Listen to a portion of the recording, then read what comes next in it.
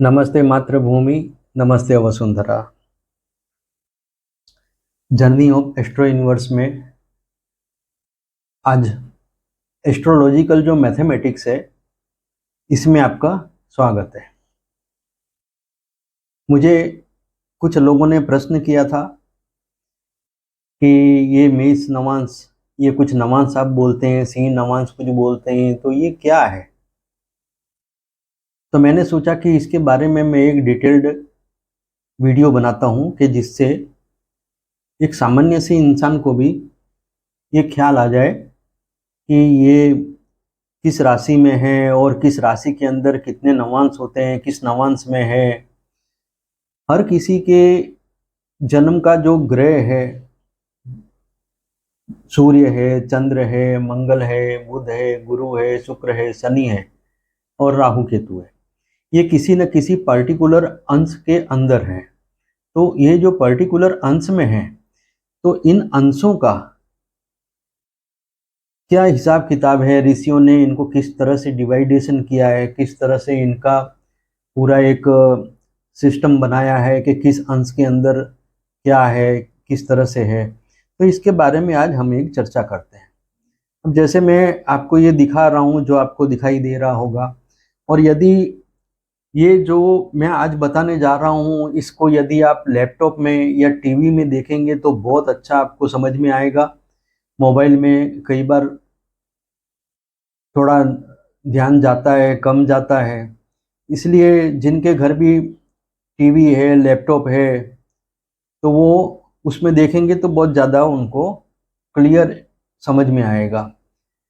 और मोबाइल में भी जूम करके भी देख सकते हैं अब डिग्रियों को, जिस तरह से मैं आपको समझाने जा रहा हूँ। अब हम बात करते हैं कि जैसे मेष राशि है, तो मेष राशि जो है वो 0 अंश से लेकर के 30 अंश तक का एक जो भाग है उसे मेष राशि कहा गया है। और इसी तरह से हमारे जो नक्षत्र मंडल हैं, उनकी जो समस्त 12 राशियां हैं, तो उन 12 राशियों को, हर राशि को 30-30 अंश में डिवाइडेशन किया गया है।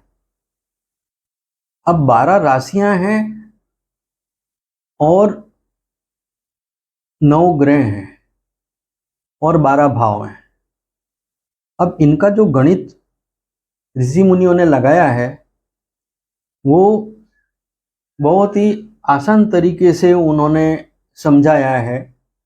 जैसे कि आप देख रहे हैं यहाँ पर ये अश्विनी नक्षत्र है, ये मेष राशि है, और मेष राशि जो है ये यहाँ से लेकर के ये जो लाइन है 30 अंश यहाँ लिखा हुआ है, 0-0 अंश से शुरू है और ये 30 अंश तक ये मेष राशि है। अब मेष राशि यहाँ से लेकर के ये यहाँ तक है।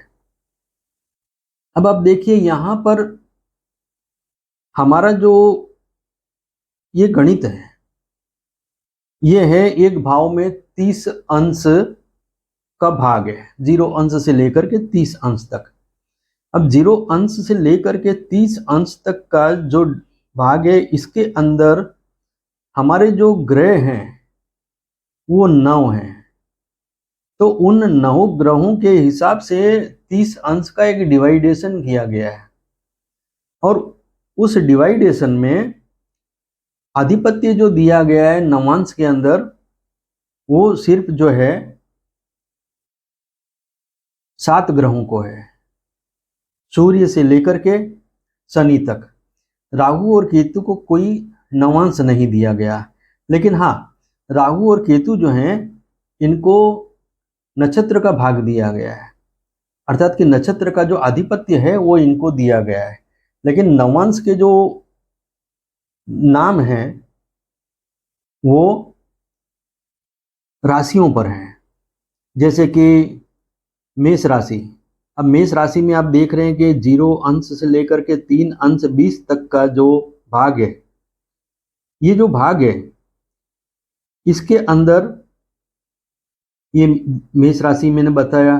अब इसमें प्रथम जो चरण है, पहला पद जो है, देखिए ये पद स्वामी लिखा हुआ है, पहला जो पद है ये मंगल का है।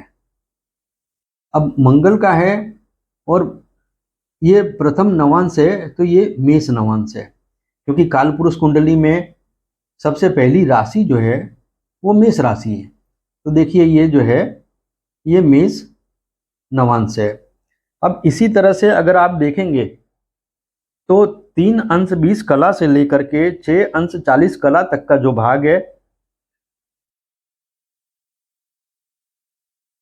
वो जो है उसका नवांश का स्वामी जो है शुक्र है। अच्छा, अब ये जो एक बात यहाँ आप बहुत ध्यान से समझें, अश्विनी नक्षत्र है, अश्विनी नक्षत्र का जो स्वामी है, स्वामी देखिए ये नक्षत्र स्वामी मैंने लिखा है, ये केतु है। अश्विनी नक्षत्र का स्वामी केतु है और ये देव वर्ग में आता है। मंगल जो है प्रथम पद का स्वामी है, इसीलिए ये मेष नवांश है। अब हम बात करते हैं दूसरे भाग की। तो 3 अंश 20 कला से लेकर के 6 अंश 40 कला, 6 अंश 40 कला। अब ये जो भाग है, अब इसमें नक्षत्र स्वामी तो केतु ही है, क्योंकि हर ग्रह को 4 नक्षत्र मिले हैं, सॉरी 4 जो है वो नक्षत्र के पद हैं। जो भी नक्षत्र है उसको 4 पद मिले, अर्थात कि नक्षत्र जो 13 अंश 20 कला का है उसको 4 भागों में डिवाइडेड किया गया है। 3 अंश 20 कला का, ये जैसे 0 से आप देख रहे हैं 3 अंश 20 कला का। अब ये जो है इसको कंप्लीटली अगर हम देखें तो 30 अंश को 0 से लेकर के 30 अंश तक का जो डिवाइडेशन, जो भाग किया गया है वो 12 से भाग किया गया है। अब 30 को अगर 12 से भाग किया गया है तो यहाँ पर 3 अंश 20 कला, ये एक भाग बना। इसी तरह से अब आगे अब देखिए, जैसे ये 3 अंश 20 कला से लेकर के 6 अंश 40 कला तक का जो भाग है ये शुक्र का है, ये वृषभ नवांश कहलाएगा। अब आपको यहाँ पे समझना होगा, देखिए कुल मिलाकर के राशि कितनी है, 12 है। अच्छा, अब नवांश 9 है, एक राशि के अंदर में 9 नवांश आ रहे हैं, क्योंकि 3 अंश 20 कला के हिसाब से आप देखेंगे तो यहाँ पर देखिए ये पद 1 आया, ये दूसरा आया, ये तीसरा आया, ये चतुर्थ आया। इसके बाद में फिर से अब नक्षत्र बदल गया, भरणी नक्षत्र आ गया, तो भरणी नक्षत्र का पहला पद, दूसरा पद, तीसरा पद और चतुर्थ पद।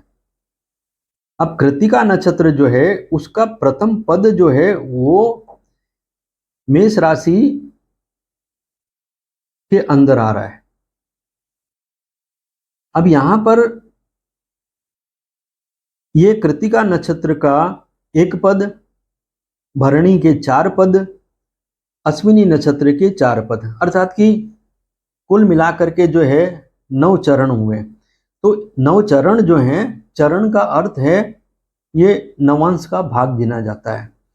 तो चरण जो है वो इस तरह से गिनते हैं कि जैसे ये मेष नवांश है, ये वृषभ नवांश है, ये मिथुन नवांश है, ये कर्क नवांश है, ये सिंह नवांश है, कन्या नवांश, तुला नवांश, वृश्चिक नवांश और ये धनु नवांश। अब यहां पर देखिए आप कि जो मेष से लेकर के धनु नवांश, अब कई बार आप देखेंगे तो जो ज्योतिषी लोग हैं उनके मुंह से निकल जाता है कि ये आपका पंचम नवांश में है, आपका ये फलाना जो ग्रह है ये पंचम नवांश में है। तो ये पंचम नवांश क्या होता है, तो देखिए पंचम नवांश जो है वो मिडल में आता है। जैसे देखिए ये मेष लग्न है, अभी ये मेष लग्न अर्थात कि जैसे मेष राशि, तो मेष राशि के अंदर में ये 30 अंश तक का भाग है, 0 अंश से लेकर के 30 अंश तक। अब यहां पर नक्षत्र के 9 चरण हैं, और नक्षत्र के जो 9 चरण हैं वो ये प्रथम चरण जिसे मेष नवांश कहते हैं, दूसरा चरण जिसे वृषभ नवांश कहते हैं, तीसरा चरण जिसे मिथुन नवांश कहते हैं, चतुर्थ चरण कर्क नवांश आ गया।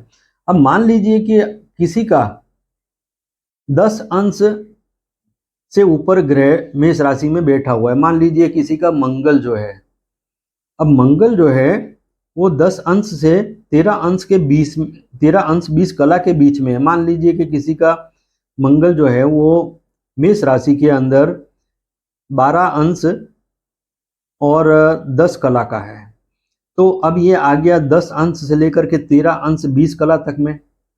अब यहां पर ये क्या होगा कि ये कहा जाएगा कि मंगल जो है अश्विनी नक्षत्र के चतुर्थ पद में बैठा हुआ है। अब चतुर्थ पद के हिसाब से अगर हम देखते हैं तो यहाँ पे आप देखेंगे तो ये चंद्र का आ गया, क्योंकि चतुर्थ राशि जो है काल पुरुष कुंडली के अनुसार चतुर्थ राशि जो है वो कर्क राशि है और वो स्वामी चंद्र है। अब कई बार ये होता है कि इंसान सोचता है कि मेरा तो मंगल जो है वो मेष राशि में है, मेष राशि में अपनी मूल त्रिकोण राशि में है, तो यहाँ पर क्या हुआ कि कर्क नवांश में आ गया। अब कर्क राशि जो है वो यदि अगर आप देखेंगे तो कर्क राशि को कहते हैं कि भाई कर्क राशि जो है ये मंगल के लिए नीच की राशि होती है, तो मंगल और चंद्र जो हैं वो दोनों आपस में मित्र हैं। लेकिन यहाँ क्या होगा कि कर्क नवांश में जाने के कारण मंगल जो है वो थोड़ा सा कमजोरी पाएगा, अर्थात कि उसके शुभ फलों में कुछ कमी आएगी। अच्छा, इसके बाद में आप देखिए, इसके बाद में अगर हम देखते हैं तो सिंह नवांश आता है। अब सिंह नवांश जो है ये क्या है, देखिए ये प्रथम नवांश और ये 5वां नवांश है, अर्थात कि ये सिंह नवांश जो है ये पंचम नवांश है। अब इसके बाद में मेष राशि का नवम नवांश जो है वो ये धनु नवांश कहलाएगा।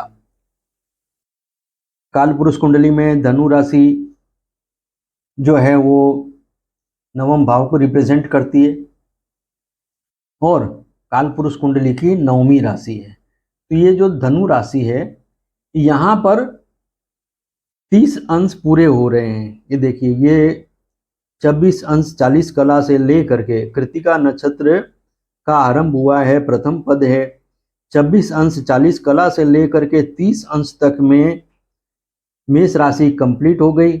और यहाँ पर जो है ये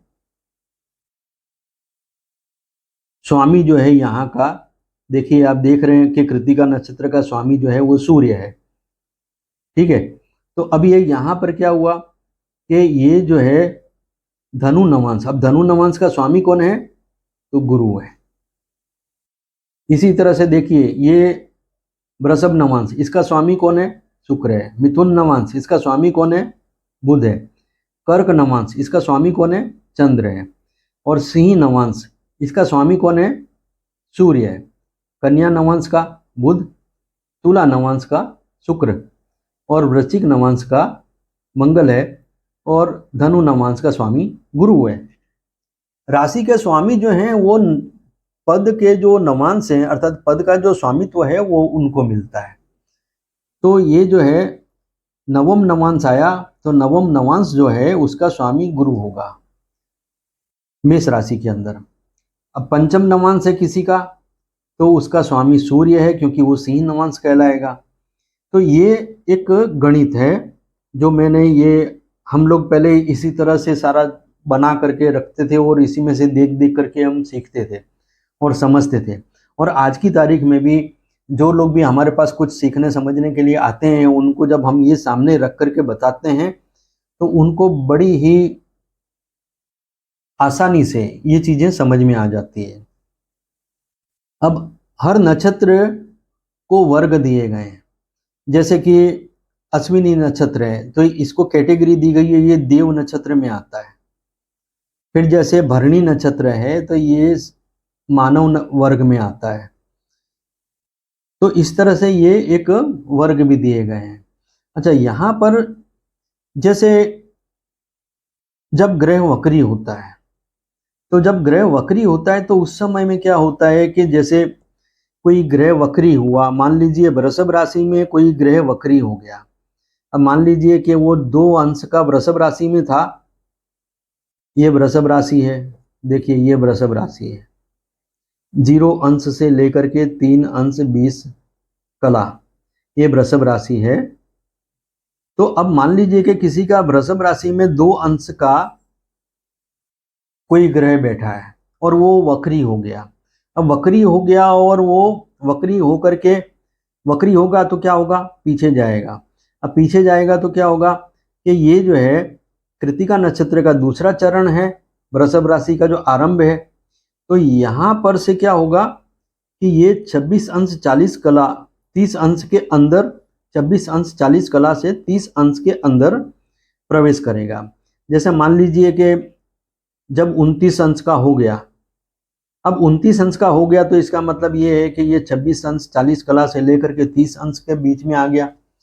तो यहाँ पर क्या होगा कि ये वक्री ग्रह ये उल्टा चलेगा, उल्टा चलेगा तो ये इस तरह से इसकी जो अंश हैं इसके घटते चले जाएंगे। और मान लीजिए कि 16 अंश 40 कला और 20 अंश इसके बीच में आकर के फिर से मार्गी हो गया।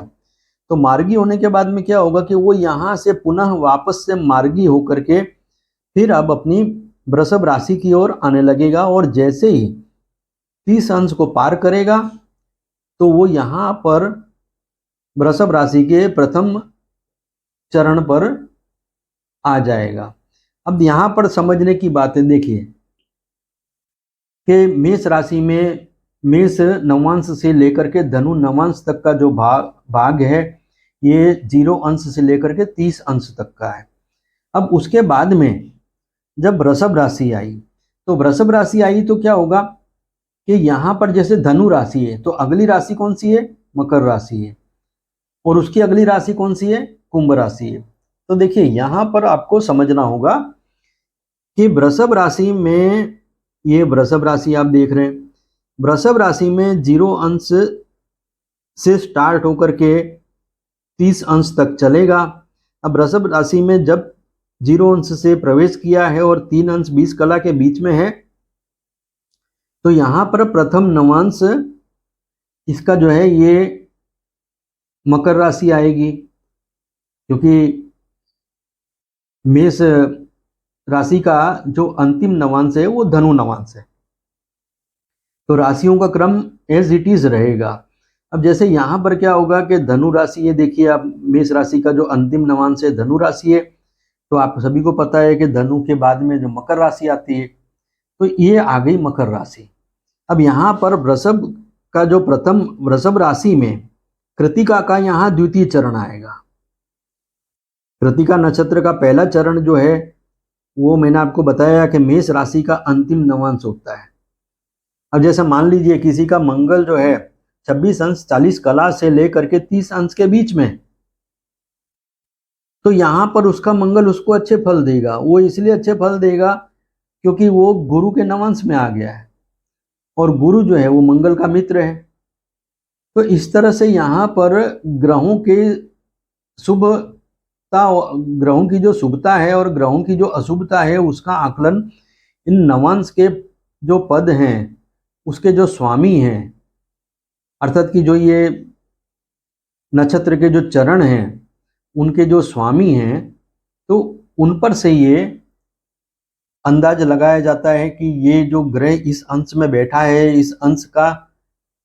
इस अंश में कौन सा पद आ रहा है, अर्थात कि कौन सा चरण है, तो उसका स्वामी कौन है। तो उसका स्वामी जो है, जैसे कि ये देख रहे हैं आप अभी कृत्तिका नक्षत्र का प्रथम चरण और मेष राशि का अंतिम भाग है।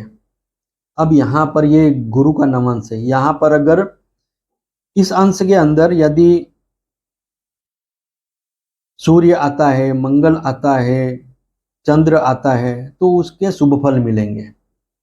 अच्छा, दूसरा ये है कि जैसे वृषभ राशि का मैं बता रहा था, मैंने आपको वक्री का भी समझाया, और अब वृषभ राशि का जो है प्रथम नवांश जो है मतलब वृषभ राशि का जो प्रथम भाग है, ये जो चरण आएगा, ये आएगा शनि का चरण आएगा। क्यों? क्योंकि कृत्तिका नक्षत्र का जो दूसरा पद है, ये देखिए, ये कृत्तिका नक्षत्र है, इसका ये दूसरा पद है। अब ये दूसरा पद जो है, यहां से वृषभ राशि का आरंभ हुआ है। ये देखिए इधर वृषभ राशि, अब वृषभ राशि का आरंभ यहां से हुआ है, और वृषभ राशि जो है, इसका जो प्रथम नवांश है वो मकर नवांश कहलाएगा। अच्छा, द्वितीय जो नवांश है वो कुंभ नवांश कहलाएगा। तो अब इन दो जो नवांश हैं, ये दो भाग हो गए नवांश के, मकर नवांश और कुंभ नवांश। तो यहां पर क्या होगा कि ये दोनों नवांश का स्वामित्व जो है वो शनि को है, क्योंकि इन दोनों राशियों का जो स्वामी है वो शनि है। तो यहाँ पर इन दोनों राशियों में, मतलब कि इन दोनों नवांशों में शनि महाराज अगर आएंगे तो वो शुभ फल देंगे। वैसे भी वो वृषभ राशि के जैसे मित्र होते हैं शुक्र के, तो यहाँ पर वो शुभ फल देंगे। प्रथम चरण में, द्वितीय चरण में इनका स्वामित्व है। अब इसके बाद में जैसे ही ये यहाँ पर देख रहे हैं आपके रोहिणी नक्षत्र है। अब वृषभ राशि में 10 अंश से लेकर के 13 अंश 20 कला तक रोहिणी नक्षत्र का प्रथम चरण है। ये देखिए प्रथम चरण। अब यहाँ पर रोहिणी नक्षत्र का स्वामी कौन है? वो चंद्र है। अब रोहिणी नक्षत्र का जो प्रथम चरण है, ये 10 अंश से लेकर के 13 अंश 20 कला तक है, और इसका जो है नवांश जो है वो यहां पर आएगा, मेष राशि आएगी। क्योंकि ये जैसे मैंने बताया आपको कि वृषभ नवांश का जो प्रथम जो पद है उसका वहां पर जो है मकर नवांश है, और द्वितीय जो पद है वहां पर ये कुंभ नवांश आ गया, और तृतीय जो पद है तो यहाँ पर ये मीन नवांश आ गया। तो यहाँ पर आप देखेंगे, सॉरी, ये जो चतुर्थ पद, हाँ, ये चतुर्थ पद जो है, यहाँ पर ये मेष राशि दिखाई दे रही है आपको। तो यहाँ पर ये, यहाँ से शुरू हो जाएगा मंगल का। अब मंगल जो है वो चंद्र का मित्र है। अब जैसे आप ध्यान से देखिए, ये मेष नवांश, वृषभ नवांश, मिथुन नवांश, कर्क नवांश, सिंह नवांश, कन्या नवांश, तुला नवांश, वृश्चिक नवांश, धनु नवांश। इसके बाद में फिर वृषभ राशि के जो, वृषभ राशि के भीतर में जो कृत्तिका नक्षत्र के बाकी के जो 3 पद हैं, जैसे ये प्रथम पद जो है ये तो मेष नवांश में, सॉरी, ये मतलब जो मेष राशि के अंदर हो गया। अब ये जो द्वितीय पद, तृतीय पद आ गया। द्वितीय पद जो है ये 0 अंश से लेकर के 3 अंश 20 कला वृषभ राशि के अंदर। मकर राशि 10वीं राशि जो काल पुरुष कुंडली की है वो मकर राशि है, तो ये शनि का मकर नवांश बन गया। फिर 11वीं राशि जो है वो कुंभ राशि है। ये देखिए 3 अंश 20 कला से लेकर के 6 अंश 40 कला तक ये तीसरा पद है, और इसका कुंभ नवांश का स्वामी भी ये शनि हुआ। फिर उसके बाद में आ गया कि चतुर्थ पद। अब कृत्तिका नक्षत्र के 4 पद हैं, तो ये चतुर्थ पद आ गया, 6 अंश 40 कला से लेकर के 10 अंश तक के बीच में। तो ये जो चतुर्थ पद है, अब इसको अब अगर आप देखेंगे तो देखिए ये इसका आ गया मीन नवांश, क्योंकि ये 12वें नंबर पे ये आ जाता है, तो ये मीन नवांश हो गया। अब रोहिणी नक्षत्र का मैंने बताया आपको 10 अंश से लेकर के 13 अंश 20 कला तक में इसका प्रथम पद आया, और प्रथम पद जो है यहाँ पर आने से रोहिणी का नक्षत्र का स्वामी चंद्र है, ये मानव वर्ग की राशि है। यहाँ पर स्वामित्व जो है ये मंगल को दिया गया है, क्योंकि मीन के बाद में मेष राशि आती है। तो यहाँ से ये मेष नवांश हो गया। अब मान लीजिए किसी का कोई ग्रह अगर ये मेष नवांश में आता है और वो शुक्र या मंगल का मित्र है तो वहां तक तो अच्छा रहेगा। लेकिन यदि वो शुक्र और मंगल दोनों से विपरीत स्वभाव का है तो वो यहाँ कुछ न कुछ कष्ट इकट्ठा करेगा। अब जैसे ये तो बात हो गई आपके सामने। अब जैसे ये मेष, फिर यहाँ से फिर से 12 नवांश आगे चलेंगे, जैसे मेष, वृषभ, मिथुन, कर्क, सिंह, कन्या, तुला, वृश्चिक, धनु, मकर, कुंभ।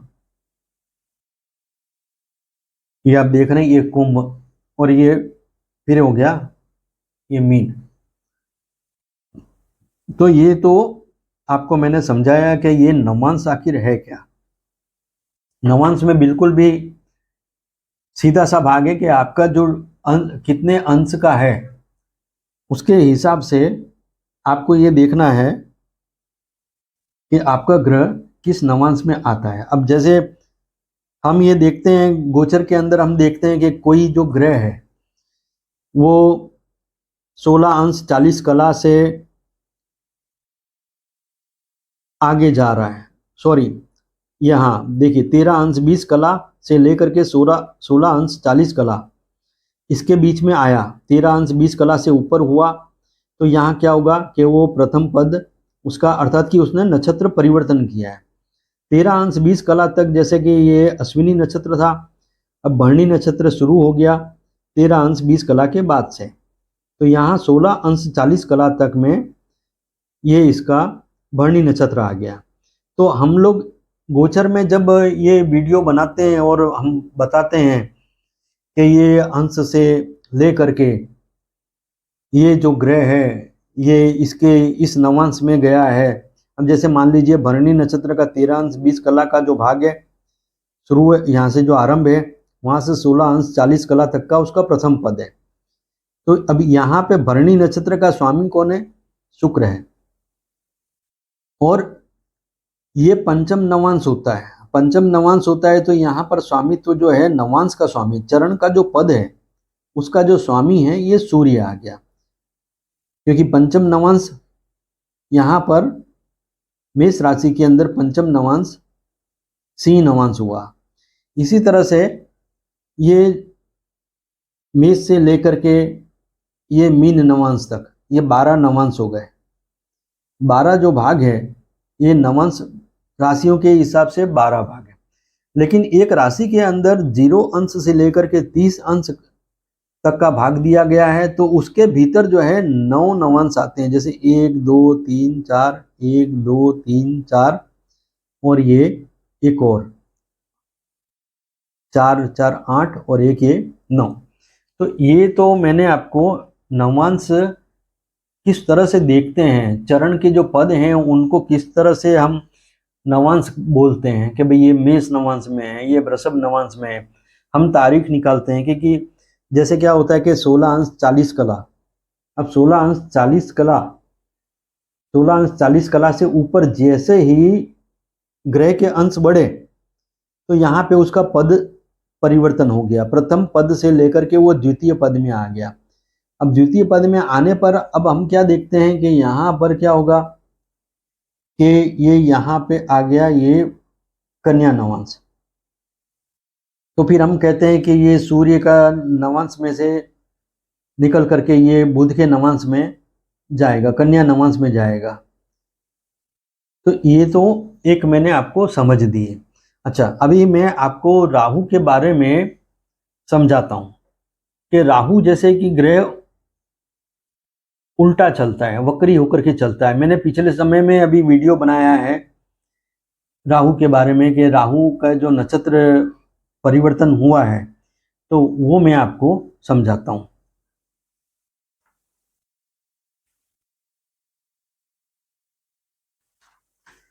देखिए तारीख 8 जुलाई से 8 जुलाई 2024 से राहु का आपको पता है कि वो वक्री चलता है। जैसे ही उसका प्रवेश जब हुआ तो यहाँ से अब वो जो है वक्री चल रहा है। तो जैसे ही उसने 16 अंश 40 कला के वो ऊपर गया तो वो आ गया यहाँ पर उत्तरा भाद्रपद नक्षत्र में। अब देखिए, मैं उत्तरा भाद्रपद नक्षत्र जो है आपको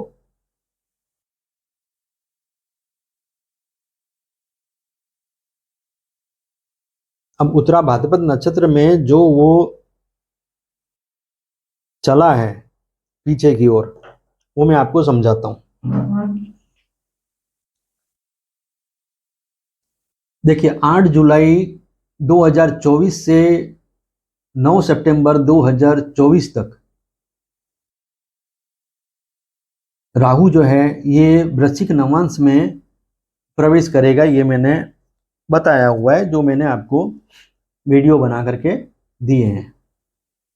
तो आप उसको देखिए ध्यान से कि राहु वक्री चलता है हमेशा। तो ये देखिए कि जैसे ही वो 16 अंश 40 कला से नीचे की ओर गया तो वो आ गया 13 अंश 20 कला से लेकर के 16 अंश 40 कला के मध्य आ गया। अर्थात कि उत्तरा भाद्रपद नक्षत्र का जो चतुर्थ चरण है, अब वो जो चतुर्थ चरण है उसमें उसने प्रवेश किया, फिर वो तृतीय चरण में प्रवेश करेगा, फिर वो द्वितीय चरण में प्रवेश करेगा, और उसके बाद में फिर उत्तरा भाद्रपद नक्षत्र के प्रथम चरण में प्रवेश करेगा। फिर यहां से भी जब वो आगे जाएगा तो फिर वो पूर्वा भाद्रपद नक्षत्र के चतुर्थ चरण में प्रवेश करेगा, क्योंकि वो उल्टा चलता है। अब यहाँ पर आपको देखिए, मैं समझाता हूँ आपको कि ये उत्तरा भाद्रपद नक्षत्र जो है वो मीन राशि में है। आप सभी को पता है कि अभी राहु महाराज मीन राशि में चल रहे हैं। अब यहीं पर आप देखिए कि यहाँ 16 अंश 40 कला से जैसे ही वो अंदर आया रेंज में, 13 अंश 20 कला से लेकर के 16 अंश 40 कला के बीच में, तो यहाँ पर अभी ये चतुर्थ चरण जो है ये जो है 8 जुलाई 2024 से लेकर के 9 सितंबर 2024 तक, तो ये जो है ये चतुर्थ चरण में चल रहा है। अब चतुर्थ चरण जो है इसको आप देखिए तो ये हो गया मंगल। मंगल जो है ये इसका स्वामी अर्थात कि मंगल है चतुर्थ चरण का इधर, क्योंकि ये वृश्चिक नवांश आया। वृश्चिक नवांश में जो स्वामी है, वृश्चिक राशि का स्वामी मंगल है। तो यहां पर क्या है कि ये मंगल के नवांश में ये प्रवेश किया। तो मैंने बताया था कि जैसे मान लीजिए कि किसी का जो राशि किसी की मीन है या कोई भी राशि है, अब कोई भी राशि हो, लेकिन क्या है कि यहाँ जो जिस नवांश में वो जाएगा उस नवांश के स्वामी से रिलेटेड वो कुछ ना कुछ फल अवश्य देगा। जैसे मान लीजिए मीन राशि है, तो मीन राशि जो है उसका स्वामी जो है वो गुरु है। अब राशि का स्वामी गुरु है तो एक तो गुरु का प्रभाव देखने में आएगा ही आएगा, और उसके अलावा अब यहाँ पर आप देख रहे हैं कि जो चतुर्थ पद में प्रवेश किया है, उत्तरा भाद्रपद नक्षत्र के चतुर्थ पद में जो प्रवेश किया है, तो वो यहाँ मंगल के वृश्चिक नवांश में है। वृश्चिक राशि का स्वामी मंगल है, तो ये मंगल का नवांश हो गया वृश्चिक नवांश में। अब वृश्चिक नवांश में राहु का प्रवेश होना, तो मैंने जैसे बताया है कि वो मंगल के से विरुद्ध रहता है, और राहु जो है वो गुरु के लिए भी एक विरोधी ग्रह है। तो यहाँ पर उसके कुछ उतार चढ़ाव देखने में आएंगे। अच्छा, उसके बाद में फिर हम देखते हैं कि चतुर्थ चरण से वो तृतीय चरण में प्रवेश करेगा। अब ये जो है ये 10 सितंबर 2024 से लेकर के 11 नवंबर 2024 तक यहाँ पर राहु महाराज जो है 13 अंश 20 कला से 10 अंश तक का सफर तय करेंगे। अब ये तीसरा पद है, उत्तरा भाद्रपद नक्षत्र का ये तृतीय पद है। अब यहाँ पर क्या होगा कि ये जो है तुला, वृश्चिक के पहले की राशि कौन सी हो गई? तुला हो गई। तो ये शुक्र का नवांश कहा जाएगा। तुला राशि जो है वो शुक्र की राशि है, स्वामी शुक्र है। तो ये कहा जाएगा कि राहु ने शुक्र के नवांश में प्रवेश किया। अब राहु ने शुक्र के नवांश में प्रवेश किया है तो यहाँ क्या होगा कि जैसे मैंने बताया कि गुरु जो है वो तो शुक्र का विरोधी है और राहु के लिए भी विरोधी ग्रह, लेकिन राहु यहाँ पर शुभ फल देगा। शुभ फल इसलिए देगा क्योंकि वो शुक्र का तो मित्र है, तो तुला नवांश में जो आया है तो वो शुभ फल देगा। ठीक ऐसे ही तुला राशि के पहले आती है कन्या राशि। अब ये आ गया उत्तरा भाद्रपद नक्षत्र का जो है सेकंड पद आ गया। अब द्वितीय चरण जिसे कहते हैं, तो द्वितीय चरण जो है ये 6 अंश 40 कला से लेकर के 10 अंश तक का है। जैसे ही 10 अंश को क्रॉस करके आगे जाएगा, अर्थात कि वो वक्री चलता है। 10 अंश से आगे का अर्थ हुआ इसका यहाँ पर कि 9 अंश हो गया, 8 अंश हो गया, 7 अंश हो गया, इस तरह से। तो यहाँ पर जैसे ही वक्री राहु तो हमेशा वक्री रहता है, तो राहु जो है उसकी वक्री जो गति है उसमें जैसे ही द्वितीय पद में आएगा तो द्वितीय पद जो है उसका वो कन्या राशि, ये कन्या नवांश आ गया। कन्या नवांश का जो स्वामी है, ये देखिए ये तृतीय लिखा है, कन्या नवांश का स्वामी जो है वो बुध है। तो ये यहाँ पर बुध का भी मित्र है। गुरु बुध के लिए एक तरह से विरोधी ग्रह है और राहु भी विरोधी ग्रह है गुरु के लिए, लेकिन बुध जो है ये राहु का मित्र है। तो राहु यहाँ जब भी आएगा तो यहाँ पर वो शुभ फल देगा। इसके बाद में फिर जैसे प्रथम चरण आ गया उत्तरा भाद्रपद नक्षत्र का। अब उत्तरा भाद्रपद नक्षत्र का जो प्रथम चरण है वो जैसे कन्या नवांश है, कन्या नवांश का मैंने आपको बताया कि ये जो है ये 12 नवंबर 2024 से 12 दिसंबर 2024 तक चलने वाला है। तो कन्या नवांश में राहु के फल कुछ अच्छे मिलेंगे क्योंकि ये राहु जो है ये बुध का मित्र है। तो ये एक अलग बात है। अब जैसे कौन सा ग्रह किस परिस्थिति में बैठा है उनका एक अपना सब तालमेल अलग होता है, ट्यूनिंग एक अलग से करना पड़ता है। फिर उसके बाद में आता है जैसे कि उत्तरा भाद्रपद नक्षत्र का जो है ये प्रथम चरण आ गया। अब उत्तरा भाद्रपद नक्षत्र का जो ये प्रथम चरण है तो इसमें 3 अंश 20 कला से लेकर के 6 अंश 40 कला तक का ये अंशात्मक गैप है, प्रथम चरण। अब यहाँ पर आप सभी को पता है कि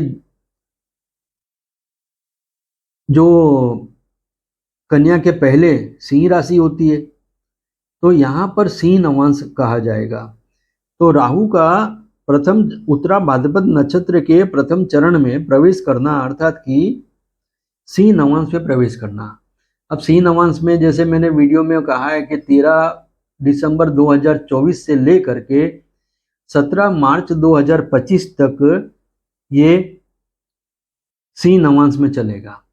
अब जैसे कि मीन राशि है, मीन राशि का स्वामी गुरु है और गुरु जो है वो सूर्य का मित्र है, लेकिन राहु जो है वो गुरु का भी शत्रु है और सूर्य का भी शत्रु है।